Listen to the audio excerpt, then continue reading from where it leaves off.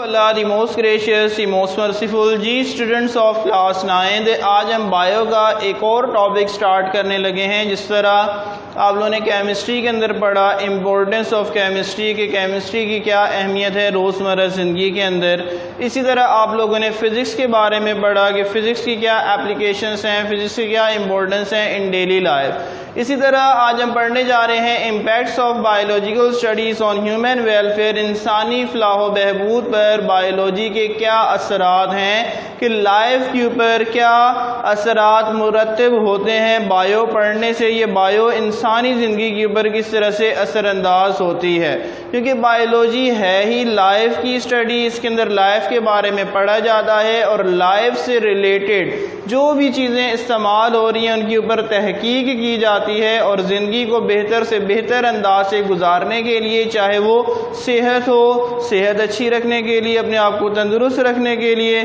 بیماریوں سے محفوظ رہنے کے لیے, ساری جتنے بھی اثرات ہیں ہم سارے پڑھیں گے. تو آج ہمارا ٹاپک ہے impacts of biological studies on human welfare.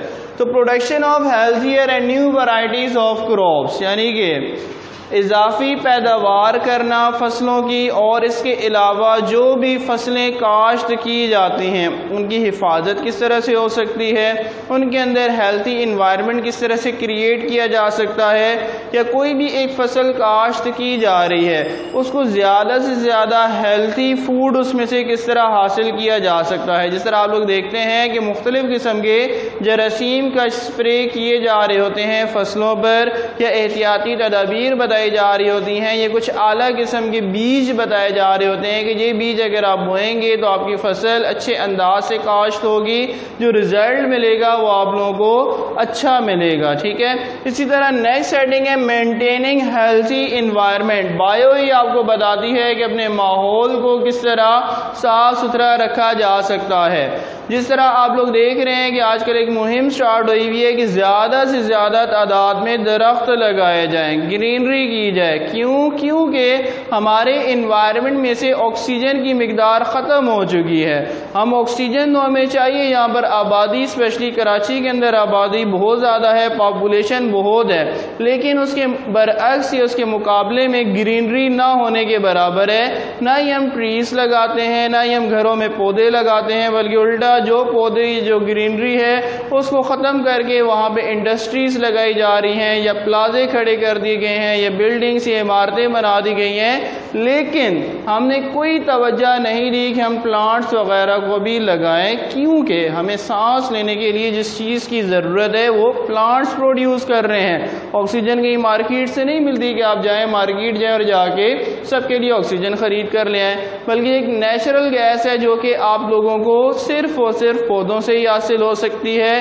تو یہ بایو ہی ہمیں بتا رہا ہے کہ ہم اپنے جو انوائرمنٹ ہے اس کو کس طرح ہیلدی رکھ سکتے ہیں. اس کے علاوہ ویریس کائنڈس آف میڈیسنز, بہت ساری ادویات بایو نے ہمیں دی ہیں جو انسانوں کے اوپر بہت ساری بیماریاں ہوتی ہیں, یہ انسان مختلف قسم کی بیماریوں میں لاحق ہو جاتے ہیں, مبتلا ہو جاتے ہیں, تو ان کا علاج ادویات کے ذریعے ہوتا ہے.